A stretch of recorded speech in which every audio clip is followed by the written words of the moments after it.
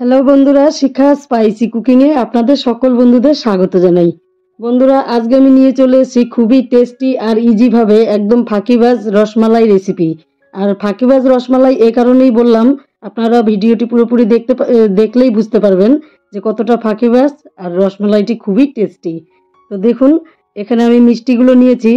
তো মিষ্টি ঘরে আনার পরে বেশি খাওয়া হয় না, মিষ্টিগুলো বেঁচে যায়।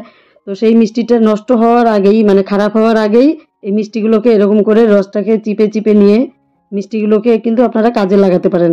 তো আমি খুবই সুন্দর একটি কাজে লাগিয়েছি, যেহেতু তৈরি করা মিষ্টি দিয়েই আমি মিষ্টিটা বানিয়েছি, যার ফলে আমি ফাঁকিবাজ বললাম। তো একে একে সবগুলো মিষ্টির থেকে কিন্তু আমি রসগুলো এরকম চেপে চেপে নিয়ে তারপরে নিয়ে নিচ্ছি। রসটা নেওয়া যাবে না, যতটা পারা যায়, মানে মিষ্টিগুলো যাতে না ভাঙে আর রসটাও যেন পড়ে যায়। তো সবগুলো চেপে নিয়ে নিলাম। এবার একটা ছুরি দিয়ে আমি এই মিষ্টিগুলো কেটে নেব।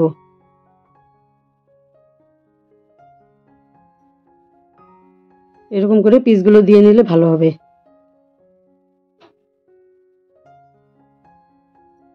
ব্যাস, এর থেকে আর ছোট করব না, এরকম সাইজেরই থাকবে, তাহলে খুবই ভালো হবে। মিষ্টির শিরাটাকে বের করে দিলে বেশি ভালো হবে, তো শিরাটাকে বের করে দেওয়ার চেষ্টা করবেন। একেবারেই মুখে দিলে গলে যাবে এরকম ধরনের একটি রেসিপি। তো দেখুন, সবগুলো কাটা হয়ে গেছে। তো বন্ধুরা, আমি যেই রেসিপিটি বানাচ্ছি আপনারা পুরো ভিডিওটি দেখলে মনে হয় আপনাদের ভালো লাগবে, আর মিষ্টি এরকম ফেলে দিতে হবে না, খেয়ে নিতে পারবেন যখন তখন এরকম বানিয়ে। খেতে অসাধারণ টেস্ট হয়। এই যে দেখুন, এখানে আমি নলেন গুড় নিয়েছি, যেটা খেজুরের গুড়। এই খেজুরের গুড় দিয়ে আমি রেসিপিটি বানাবো। এখানে দুধ গরম করে নিয়েছি, আন্দাজ মতো দুধটা নিয়ে নিলাম। একটু মাখা মাখা হবে জিনিসটা, বেশি শুকনো না বেশি রসও না। তো দুধটাকে আবারও গরম করে নিচ্ছি। আমার কিন্তু আগে থেকেই দুধটা জাল করা ছিল। আবারও গরম করে নিয়ে এবার দিয়ে দিচ্ছি এখানে কিছু কাজু বাদাম।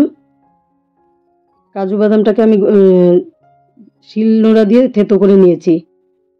এবার দুধটাকে জাল করে নিয়ে এর সাথে দিয়ে দিব আমি গুড়। আর গুড় দেওয়ার সময় অবশ্যই গ্যাসের ফ্লেমটিকে কমিয়ে রাখতে হবে, নইলে কিন্তু এরকম দুধে গুড় দেওয়ার সঙ্গে সঙ্গে কিন্তু দুধটা কেটে যায়, মানে ছানা কেটে যায়। তো সেই জন্য গ্যাসের ফ্লেমটিকে কমিয়ে দিয়ে তারপরে গুড়টা দিতে হবে। তো যেহেতু মিষ্টি দিয়ে আমি মিষ্টিটা তৈরি করছি, তো বেশি গুড়ের প্রয়োজন নেই। আমি অল্প কিছুটাই গুড় দিয়ে দেব।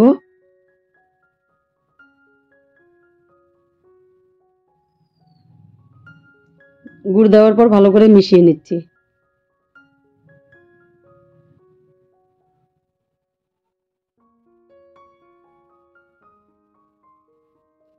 গুড় দেওয়ার পর আরো 5 মিনিট জাল করে নিলাম। এবার দিয়ে দিচ্ছি সামান্য পরিমাণ আমুল দুধ পাউডার। এটা আমুল না, আমূল্য পাউডার, হ্যাঁ। যাই হোক, যে কোনো দুধ পাউডার দিলেই হবে। এটাকেও ভালো করে মিশিয়ে নিচ্ছি।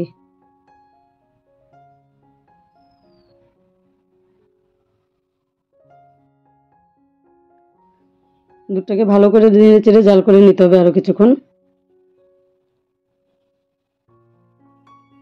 দেখুন, জাল করতে করতে কিন্তু একটু ঘন ঘন ভাব চলে আসছে। এখন আমি মিষ্টিগুলো দিয়ে দেব।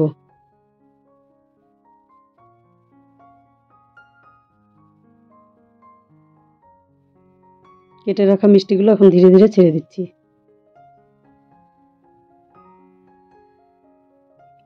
এবার কিন্তু আলতো হাতে নেড়ে দিতে হবে, বেশি জোরে জোরে নাড়া যাবে না, কারণ এটা নাড়তে নাড়তে জাল পেতে পেতে এমনিতেই আরেকটু সেদ্ধ হবে। একেবারেই মানে রসমালাই ফেল, এতটাই টেস্ট হয়। কারণ কি, মানে খুব সুন্দর একদম সফট হয়ে যায়। তো ধীরে ধীরে নেড়ে দিচ্ছি।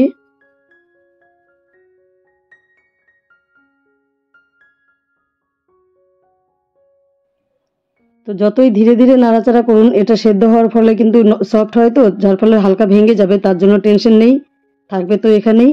আর খেতেও ভালো লাগবে, কারণ প্রচণ্ড সফট হয় জিনিসটা। তো দেখুন বন্ধুরা, জাল করতে করতে অনেকটাই ঘন হয়ে গেছে। আমি মিষ্টি সহকারে উঠিয়ে দেখিয়ে দিচ্ছি।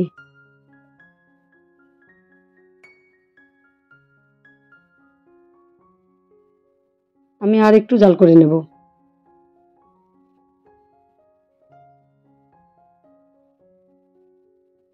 এবার কিন্তু রান্নাটি পুরোপুরি কমপ্লিট বন্ধুরা। নতুন ধরনের রসমালাই রেসিপি। তো এটা দেখে আপনাদের কেমন লাগলো অবশ্যই আমাকে কমেন্ট করে জানাবেন। আর ভালো লেগে থাকলে ভিডিওটি বন্ধুদের সঙ্গে শেয়ার করবেন। আমার ভিডিওটি সম্পূর্ণ দেখার জন্য আমার নতুন পুরনো সকল বন্ধুদেরকে জানাই অসংখ্য ধন্যবাদ।